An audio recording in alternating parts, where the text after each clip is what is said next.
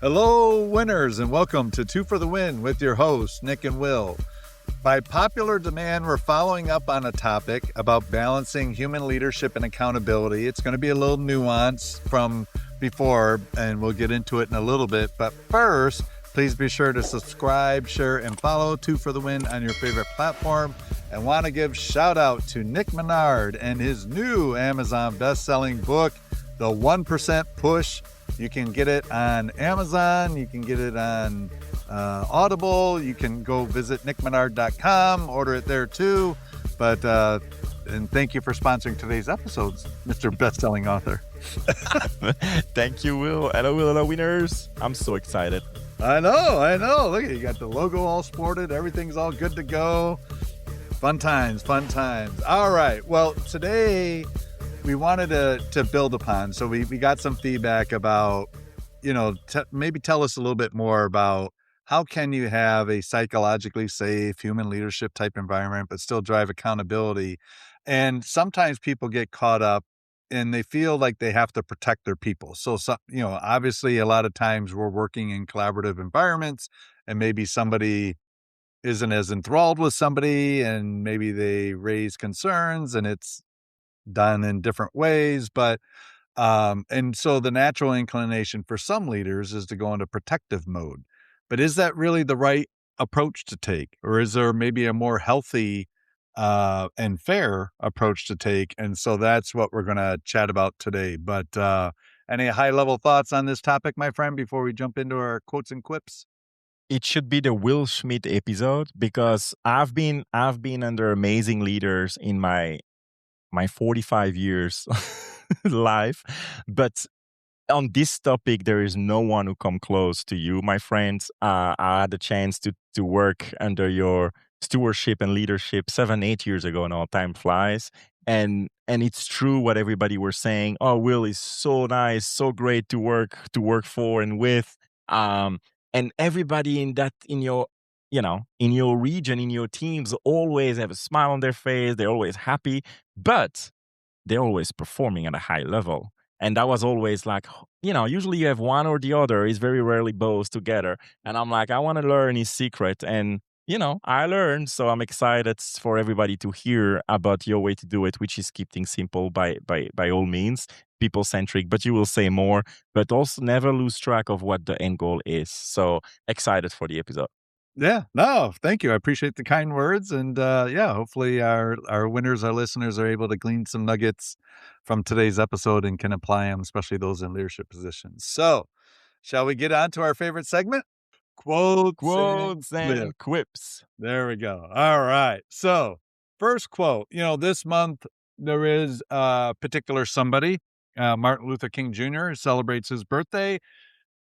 Want to give a shout out and have a quote that involves him. And as always, love to get your thoughts, my friends. So Martin Luther King Jr., one of his quotes is, "The ultimate measure of a leader is not where they stand in moments of comfort, but where they stand in moments of challenge."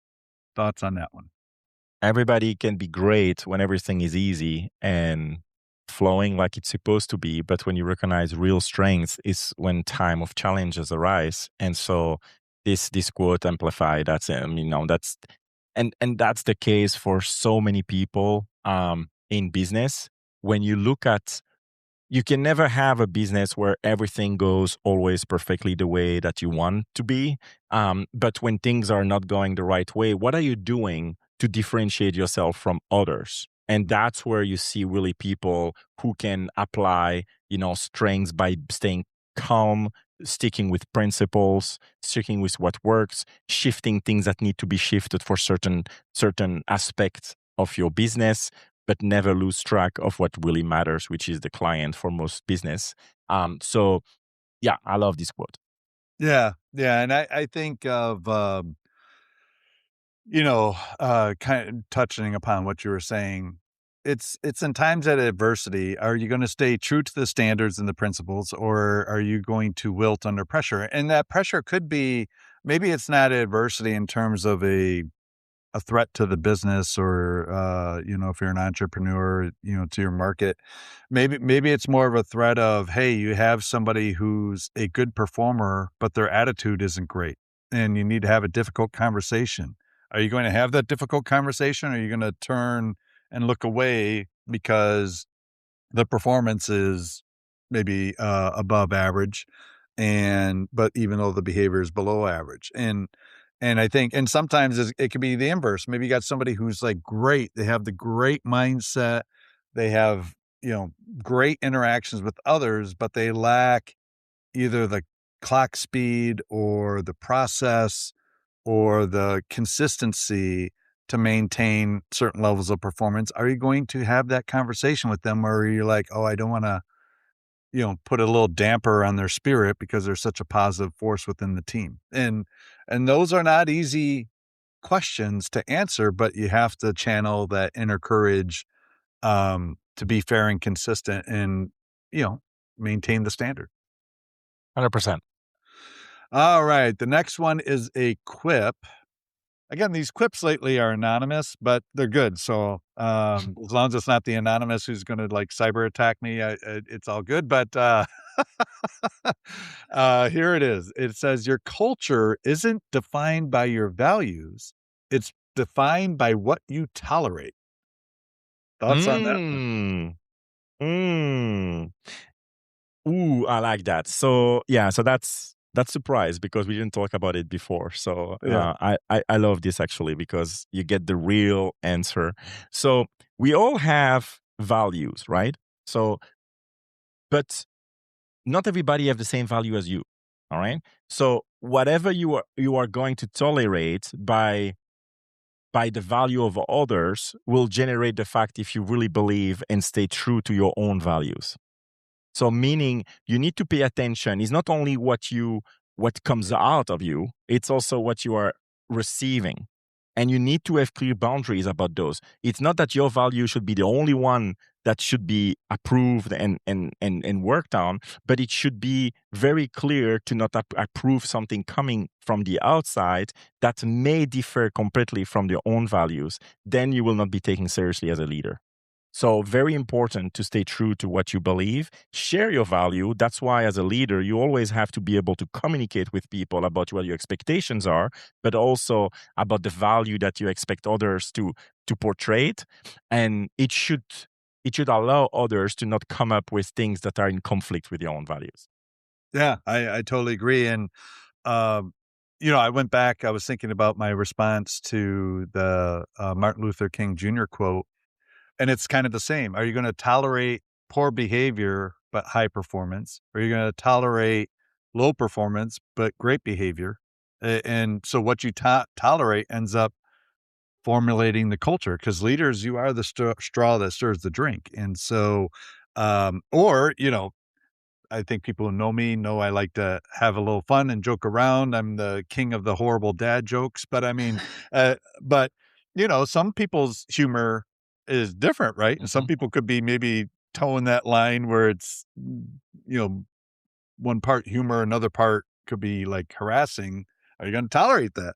Yeah, and stuff like that. Or are you going to be like, hey, you got to throttle it back, and stuff like that. So yeah, I agree totally with what you said. And I thought it was interesting because a lot of times you hear about, well, culture is a accumulation of values. Mhm. And this was a little slight nuance because it was about what you Mhm. tolerate. And I thought you did a good job of tying in both. Yeah, it is values, but it's also values and what you tolerate that are aligned or not aligned to those values. Yeah. Good. Good, good, good. Ah, see, that was a good one. All right. So protecting your people versus holding them accountable. Like great Mm. leaders refuse to choose between compassion and standards. So we're going to talk a little bit about, some different things here, and we'll kind of source some things, but I'll name a few and then you pick the one that you want to dive deeper in on that, if that works on that. Yep. So we have one, um, leadership tension, why leaders get trapped, the fear of being seen as mean, fear of losing top talent, fear of conflict. The real cost is overprotection equals resentment, and over accountability equals silence. So that's one. So you got the leadership tension. I'll go two because these are some good ones. So I'd love to get your thoughts. The second one, what protecting your people actually means. Is protecting your people, does that not equal shielding them for feedback? I think people who follow us know we believe in open feedback, being clear and honest. Protecting people does mean having clear expectations, honest feedback early, and covering your team externally. So, you want to cover the leadership tension, or you want to cover the protection, what protecting your people means? Same from you, I think. Number two. Yeah. Yeah. So for me, I like to I learned from you, Will, about using metaphor and using stories that will make everybody understand, or should make everybody understand. So about this, I look at parenting. So is great parenting a parent who close the eyes of everything, let the kid do anything they want so they can get the love from the child? Or it's a parent who wants the best for the future of their child and gonna teach them, educate them to have a higher chance of success in life, but may not be always the fun and fun parents who allow everything for the children.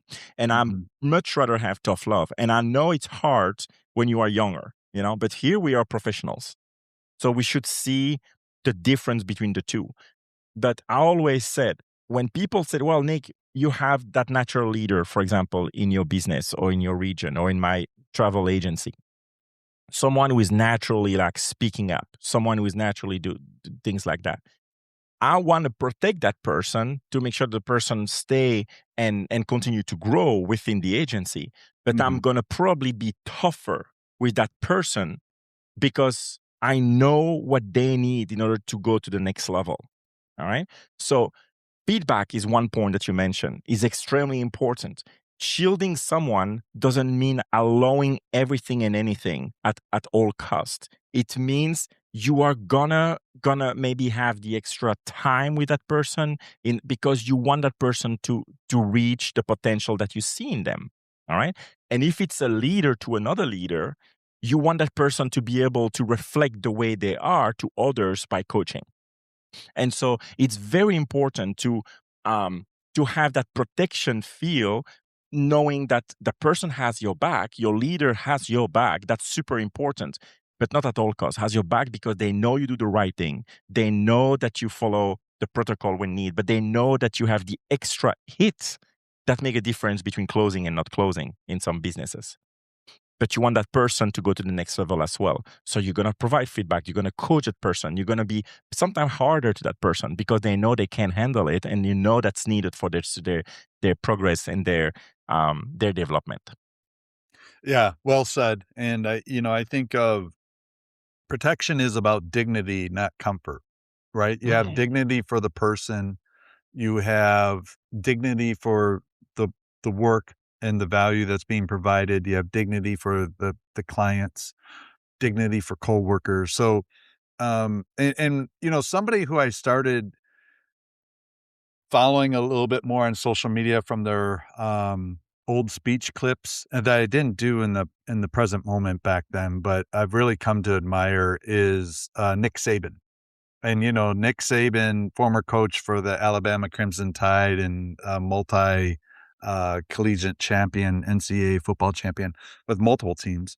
Um, you know, he talks about this, right? Like you're not doing anyone a favor by not saying the thing that they need to hear that can allow them to have a better opportunity to um, reach the level of talent that they're capable of. And so when I think about, yeah, like what you're talking about with the feedback and things like that, it's really about being dignity to the person, about the ideal of what they could be, and addressing the thing that you're observing that may be holding them back or the things that are holding them back versus just kind of give a proverbial pat on the head and say, oh, just go forward and keep trying. That rarely is gonna be what adds the fuel to the fire to get them to take that next growth leap, because, again, growth comes from adversity, growth comes from struggle, growth comes from mistakes. It doesn't come from participation trophies.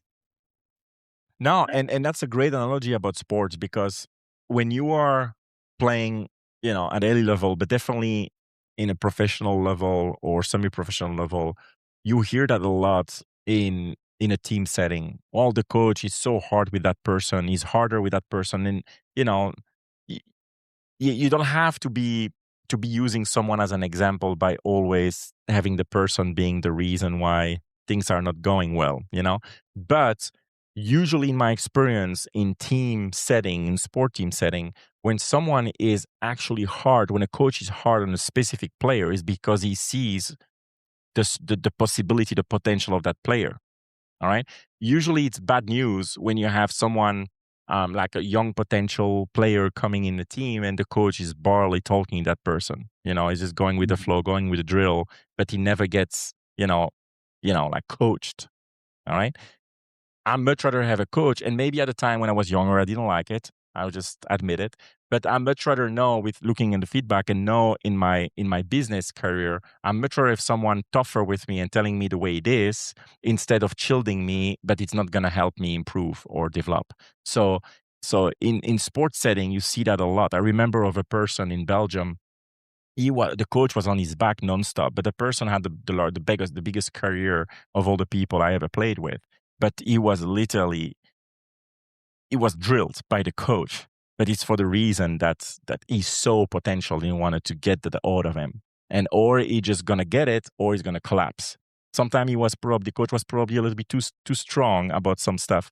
But at the end of the day, he helped the person reach the potential. So Mhm. that's probably the one I would pick.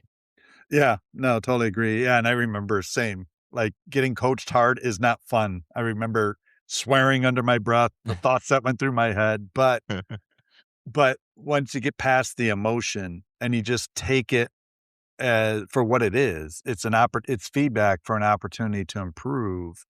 Of course, I didn't really think that way when I was 15, 16, 17 playing, but, as an adult now, I think that way more often than not when I get tough feedback. It's like, "Okay, so wait for me to get better."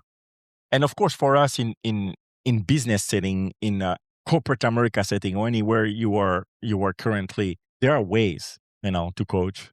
So Yeah. there, and that's why you have some great one and some not so great one. But even though not some great one, when I reflect in my sport career, they were the one who cared the most probably, but they didn't know how to coach. They just knew Yeah. toughness, and it's not something that's received the same way from everybody.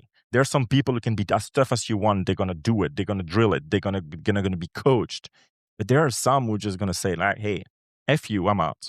You Yeah, know. yeah, yeah. Oh, So yeah. it's part also of the way to understand your people. That's why MOD,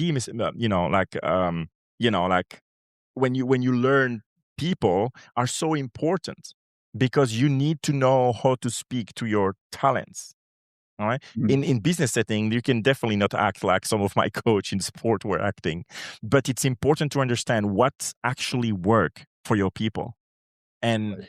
and so that's another topic that we can cover again. It's like communication style, maybe, even though we already talked about it. But I think it's important to know how to talk to some people, because not everybody will receive the coaching the same way. No, it's an outstanding point because I think sometimes people feel like if they're holding people accountable, they have to be mean. No, that's not. You can do it in a tactful way. You can do it in a question format Mhm. way, but you never should disrespect somebody. But your point about mission of discovery is a great one. So I agree. That sounds like a good revisit of a previous episode we did last year. Probably good.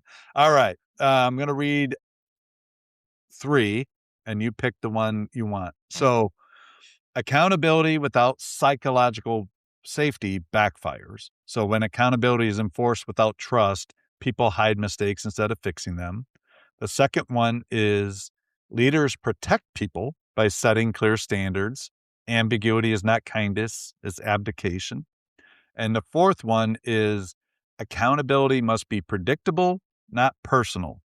Inconsistent enforcement destroys trust faster than strict enforcement. So we have accountability without psychological safety backfires. Leaders protect people by setting clear standards. Accountability must be predictable, not personal. Which one do you want to go with? We talked, I feel like, on all three like a lot of times. Between the second and the third, pick one. All right, let's go with let's go with the third one because I'll give you a case reference to lead Okay. in a little bit.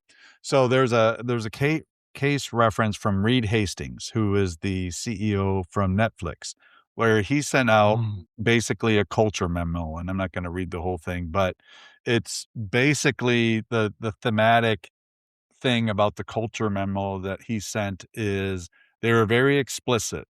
Adequate performance gets a generous severance. On clear standards plus fair exits equals dignity and accountability. So the leadership takeaway from that was clarity is one of the most humane leadership acts.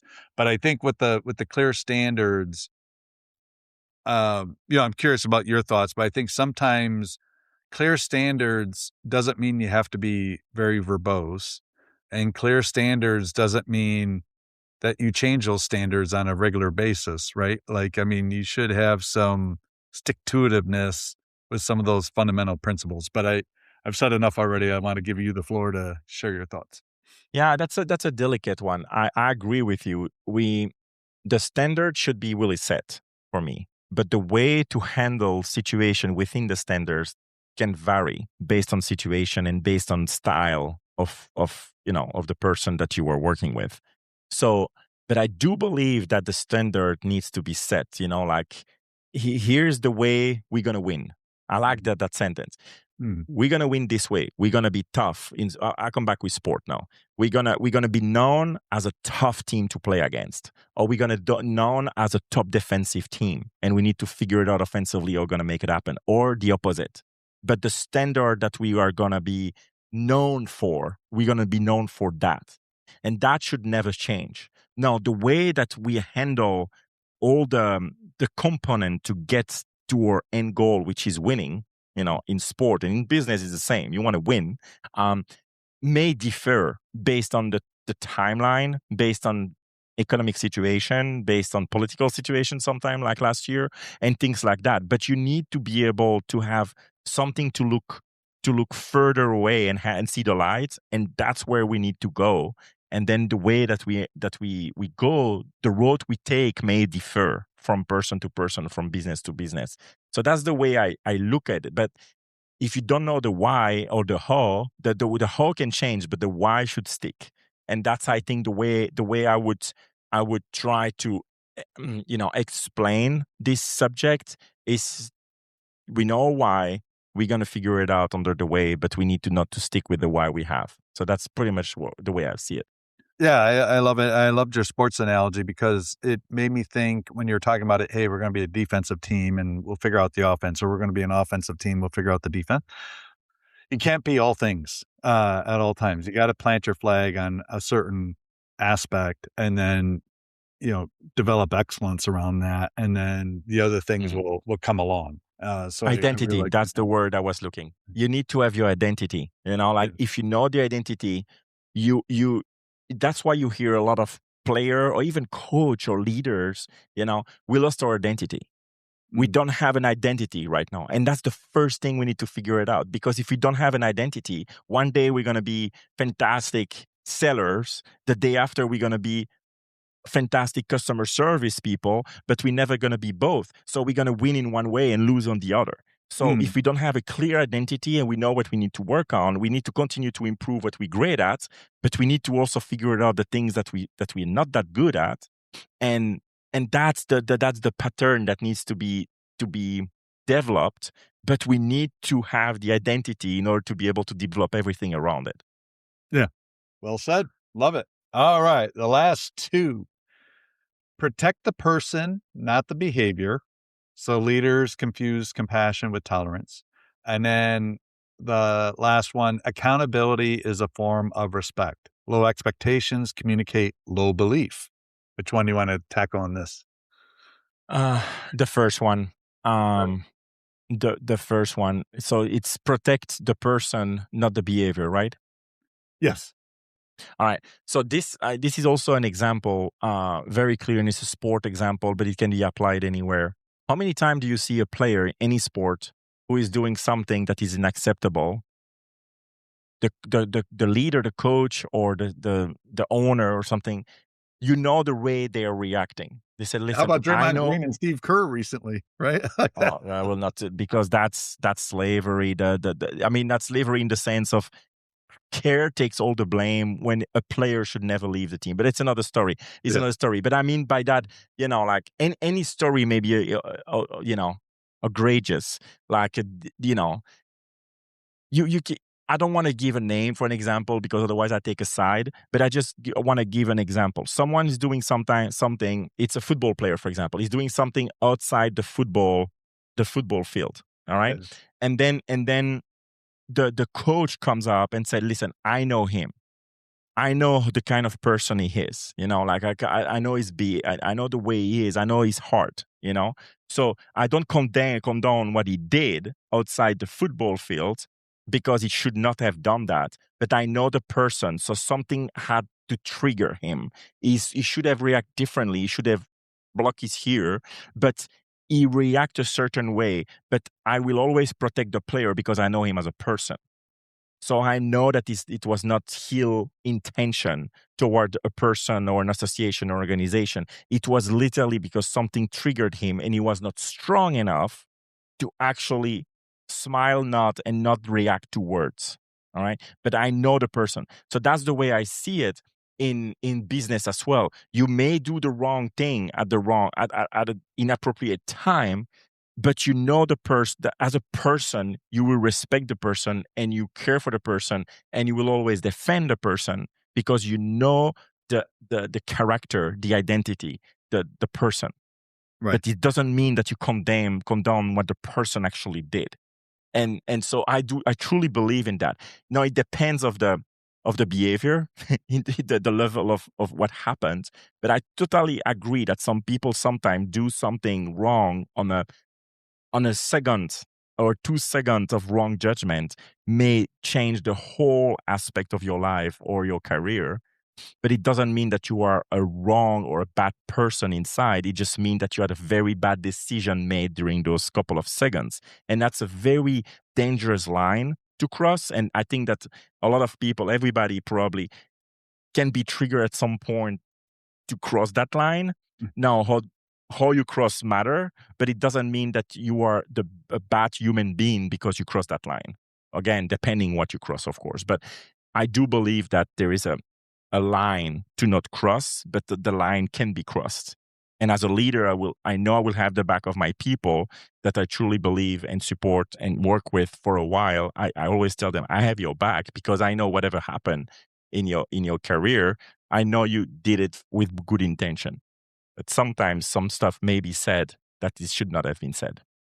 Yeah, but well said. Because you're right. None of us are perfect, and doesn't necessarily mean the behavior you're condoning the behavior, but the person. Generally, people are good natured, and they sometimes make bad decisions. Right? It happens. Mm-hmm. So stuff like that. All right. So we'll wrap up.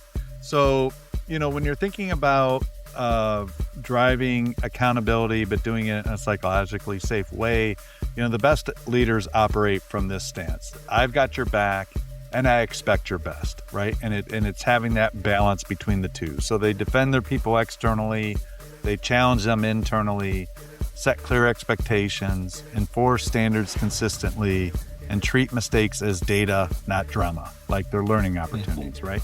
So for the leaders out there, here's a little bit of an executive level litmus test to think about. Ask yourself, do my people feel safe in telling me bad news? Do they know exactly what good looks like? Are consequences consistent regardless of tenure or status? And would a top performer say I protect them and push them, which I think you do extremely well as well. So if the answer to any of those are no, the tension isn't balanced, it's broken. So overall message we'll leave you with: protection builds trust, accountability builds excellence. Only together do they build great cultures. So master Amen. that. Leaders in 2026 and beyond will be stellar in terms of your leadership capability and implementation. So any last closing thoughts before we wrap? Love it. Protect your people. It's super important because in any business, you will have stuff coming up and you need to know the intention of your people and protect them and coach them on the side. Yeah, perfect. All right, winners, that'll wrap up this Monday Mindset episode. Thanks again for following. Please make sure you subscribe and follow. Pick your favorite platform. We're on it for 2 for the win. And also another shout out to Nick Menard at nickmenard.com and his Amazon best-selling book, The 1% Push, that just released a few weeks ago. Well, yeah, a couple weeks now it's been already. So go ahead and check that out. And also, he has another best-selling book, Mindset is My Degree. So there's a couple to choose from now. Diversity is your friend when it comes to Nick Menard, the author. So there you go, winners. That'll wrap up today's episode. Be well. Thank you. Bye.